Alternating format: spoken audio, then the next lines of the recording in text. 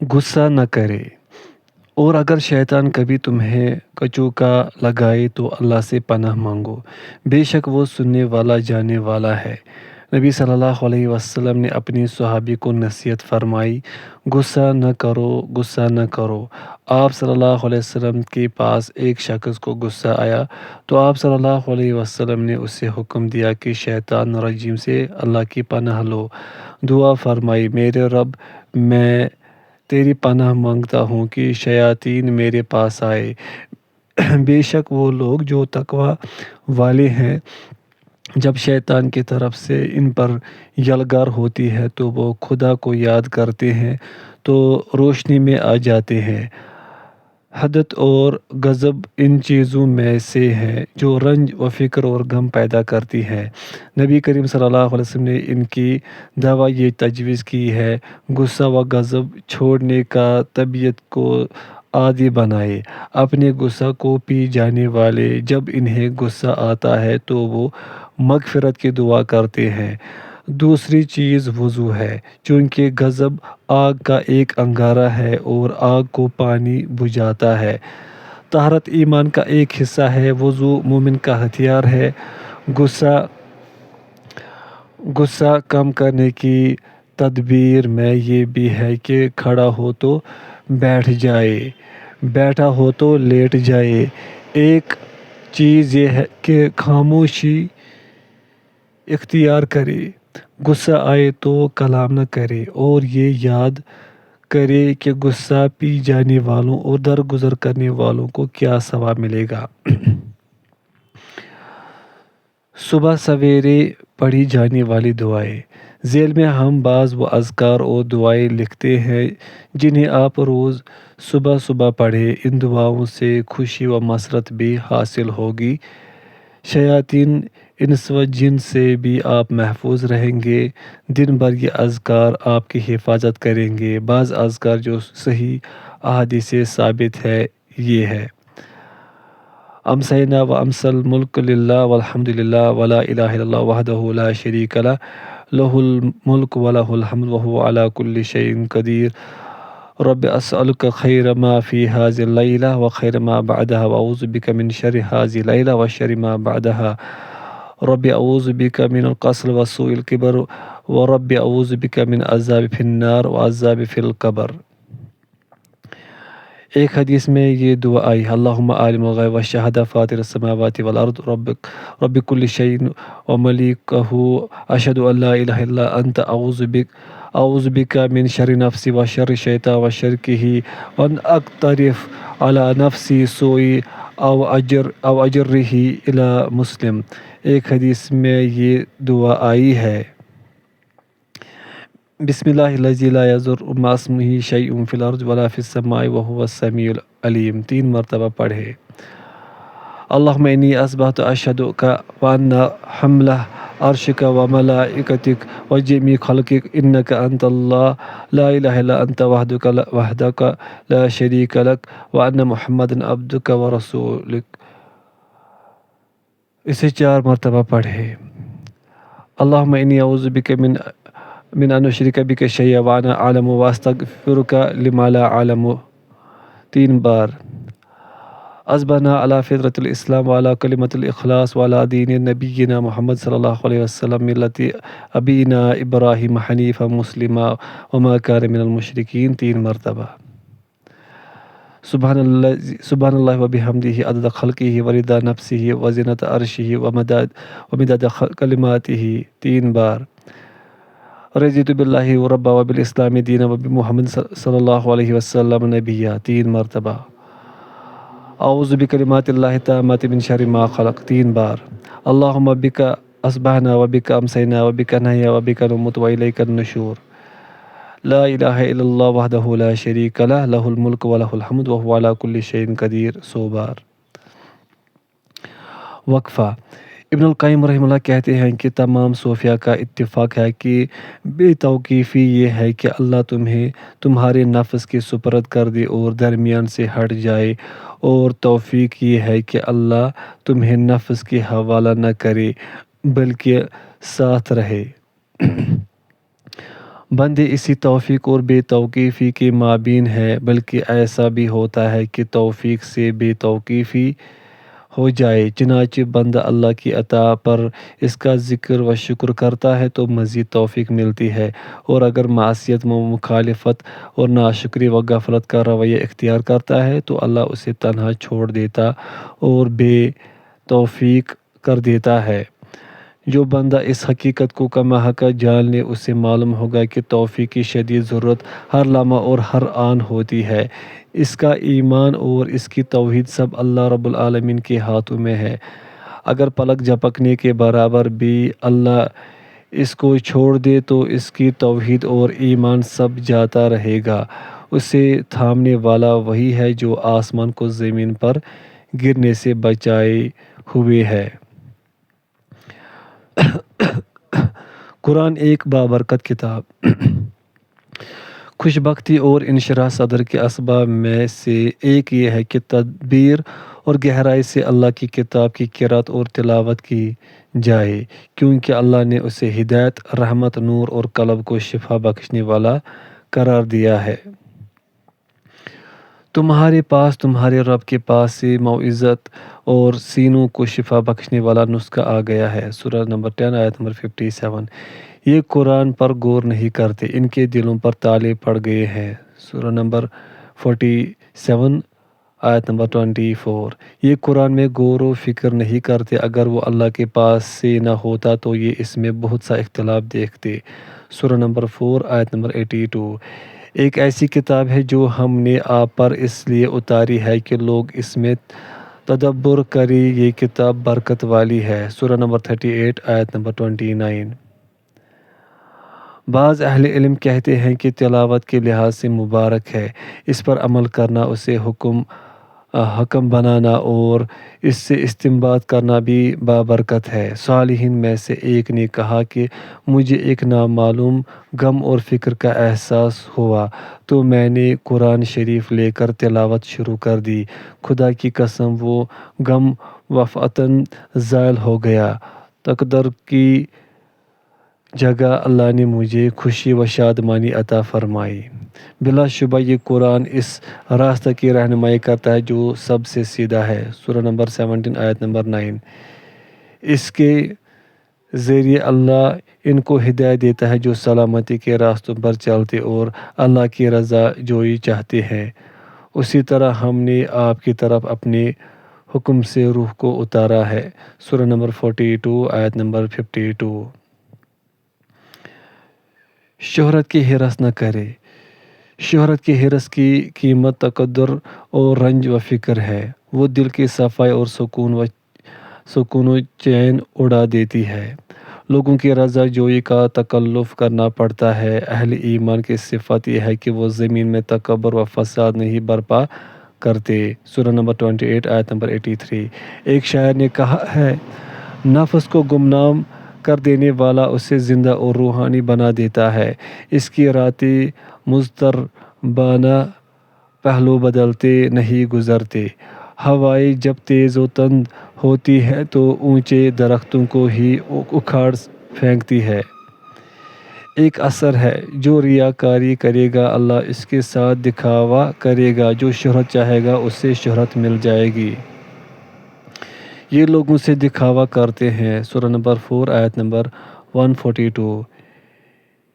یہ چاہتے ہیں کہ جو کچھ انہوں نے نہیں کیا اس پر بھی ان کی تعریف ہو۔ سورہ نمبر 3 آیت نمبر 188۔ ان لوگوں کی طرح نہ ہو جاؤ جو اپنے گھروں سے اتراہٹ اور دکھاوا کرتے ہوئے نکلے۔ سورہ نمبر 8 آیت نمبر 47۔ بقول شاعر، ریاکاری کا لباس پردہ فاش کر دیتا ہے، اگر تم اس سے لپٹو گے تو ننگے ہو جاؤ گے۔ اچھی زندگی۔ یہ ایک تسلیم شدہ بات ہے کہ خوش نصیبی کے اسباب میں ایمان باللہ بہت اہم ہے۔ خوشی کے جو عوامل و اسباب اوپر گزرے، ایمان باللہ کے بغیر وہ کسی کام کے نہیں۔ اصل تو یہ ہے کہ اللہ کو رب مانا جائے، محمد صلی اللہ علیہ وسلم کو نبی اور اسلام کو دین۔ اقبال رحمہ اللہ کہتے ہیں، کافر کی یہ پہچان کہ آفاق میں گم ہے، مومن کی یہ پہچان کہ گم اس میں ہیں آفاق۔ اللہ رب العالمین کا ارشاد ہے، فرمایا جو مومن مرد و عورت بھی نیک عمل کرے گا ہم اس کی زندگی خوشگوار بنا دیں گے اور ان کی نیک عملی کی بدولت ان کا اجر پورا پورا دیا جائے گا۔ سورہ نمبر 16 آیت نمبر 97۔ تاہم اس کی شرط یہ ہے کہ ایمان باللہ بھی ہو اور ساتھ میں عمل صالح بھی۔ وہ لوگ جو ایمان لائے اور انہوں نے نیک عمل کیے اللہ ان کو محبوب بنا دے گا۔ سورہ نمبر 19 آیت نمبر 96۔ اس کے دو فائدے ہوں گے، دنیا و آخرت میں خوشگوار زندگی اور اللہ تعالیٰ کے ہاں اجر عظیم۔ ان کے لیے خوشخبری ہے دنیا کی زندگی میں اور آخرت میں۔ سورہ نمبر 10 آیت نمبر 64۔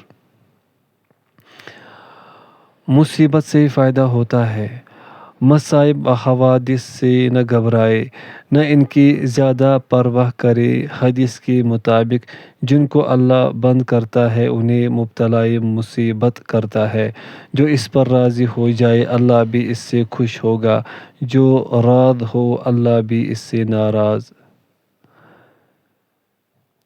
کسی شاعر نے کہا ہے، تندی باد مخالف سے نہ گھبرا اے عقاب، یہ تو چلتی ہے تجھے اونچا اڑانے کے لیے۔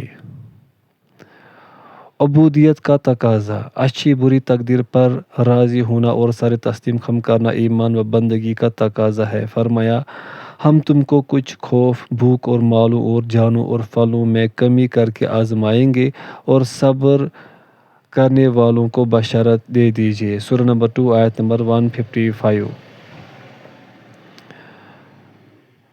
تقدیر ہمیشہ ہماری خواہشات کے مطابق نہیں ہو سکتی۔ یہ ہمارا قصور ہے کہ ہم قضا قدر کو نہ مانیں، ہم تجویز پیش کرنے کی پوزیشن نہیں رکھتے۔ ہمارا مقام تو صرف عبودیت و تسلیم ہے۔ اسی ایمان کی نسبت سے بندے کی آزمائش ہوتی ہے۔ مجھے اتنی تکلیف ہوتی ہے جتنی تم میں سے 2 آدمیوں کو ہوتی۔ لوگوں میں سب سے زیادہ آزمائش نبیوں کی اور پھر صالحین کی ہوتی ہے، بس صبر کرو جیسا کہ اولو العزم رسول نے صبر کیا ہے۔ سورہ نمبر 46 آیت نمبر 35۔ اللہ جس کے ساتھ خیر کا ارادہ کرے اسے آزماتا ہے۔ ہم تمہیں آزمائیں گے، تمہارے حالات جانچیں گے تاکہ پتہ چلے کہ تم میں مجاہد اور صبر کرنے والے کون ہیں۔ سورہ نمبر 47 آیت نمبر 31۔ ہم نے ان سے پہلے کے لوگوں کو بھی آزما کر دیکھا۔ سورہ نمبر 29 آیت نمبر 3۔ علی بن المامون عباسی شہزادہ اور خلیفہ کا بیٹا عظیم الشان قصر میں رہتا تھا۔ دنیا کی ہر آسائش میسر تھی۔ اس نے ایک دن محل کی کھڑکی سے جھانکا، کیا دیکھتا ہے کہ ایک مزدور دن بھر کام کرتا ہے۔ دن ڈھلے اس نے وضو کیا اور دجلہ کے کنارے 2 رکعت نماز پڑھی۔ جب دن چھپنے کا وقت ہو گیا تو وہ گھر چلا گیا۔ ایک دن شہزادہ نے اسے بلایا اور اس سے حال چال پوچھا۔ اس نے بتایا کہ اس کی ایک بیوی، 2 بہنیں اور ایک ماں ہے جن کے لیے وہ محنت کر رہا ہے، اور یہ کہ اس کے پاس بازار میں مزدوری کی کمائی کے علاوہ اور آمدنی نہیں۔ وہ روزانہ روزہ رکھتا ہے اور جو کماتا ہے اس سے افطار کرتا ہے۔ پوچھا کیا تمہیں کسی شے کی شکایت ہے؟ کہا نہیں والحمدللہ۔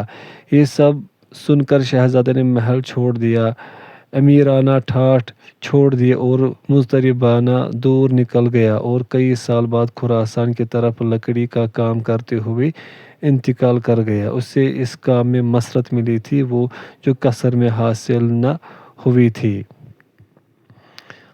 جو لوگ ہدایت پا جائے اللہ ان کی ہدایت میں اضافہ کرتا اور انہیں تقویٰ مرحمت کرتا ہے۔ سورہ نمبر 47 آیت نمبر 17۔ اسی سے مجھے اصحاب کہف کا قصہ یاد آیا جو بادشاہ کے ساتھ محلوں میں رہتے تھے، لیکن وہاں کفر کے باعث انہیں تنگی، انتشار اور اضطراب لاحق ہوا۔ وہ ان محلوں سے نکل گئے۔ ان میں سے ایک بولا چلو غار میں چلتے ہیں جہاں اللہ تعالیٰ اپنی رحمت سے تمہیں نوازے گا اور تمہارے معاملات کو آسان کر دے گا۔ سورہ نمبر 18 آیت نمبر 16۔ بقول شاعر، وہ جگہ جہاں تازہ ٹھنڈی ہوائیں چلتی ہیں میرے لیے شاندار محل سے بھی زیادہ بہتر ہے۔ بقول شاعر،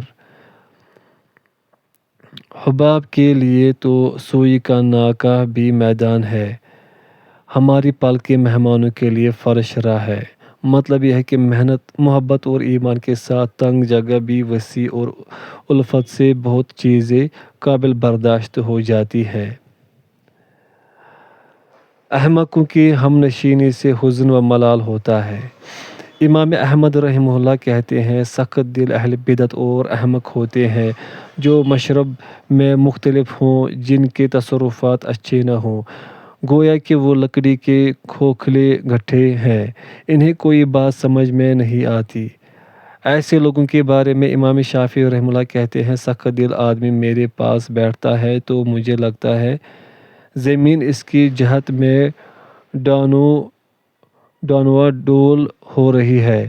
اعمش ایسے کسی آدمی کو دیکھتے تو یہ آیت پڑھتے، ربنا اکشف عنا العذاب انا مؤمنون، اے ہمارے رب ہم تو مومن ہیں، ہم سے اس عذاب کو دور فرما دے۔